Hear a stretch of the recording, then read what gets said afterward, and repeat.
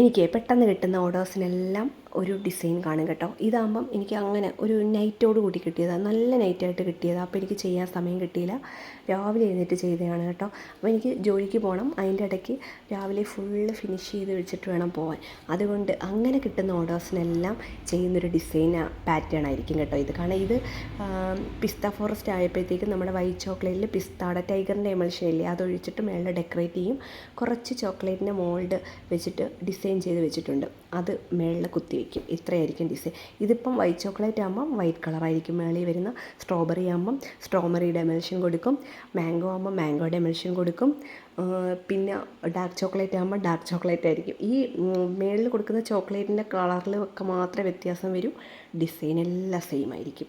നിങ്ങളങ്ങനെ ഒരു ഹോം ബേക്കറാണെങ്കിൽ എനിക്കൊന്ന് കമൻറ്റ് ചെയ്ത് അറിയിച്ചേക്കണേ. എന്തായാലും ഈ കേക്കിൻ്റെ ഫൈനൽ ലുക്ക് ഞാൻ ലാസ്റ്റ് കൊടുത്തിട്ടുണ്ട്. നിങ്ങൾക്ക് ഇഷ്ടപ്പെട്ടെങ്കിൽ ഒന്ന് ലൈക്ക് കൂടി ചെയ്തേക്കുക കേട്ടോ.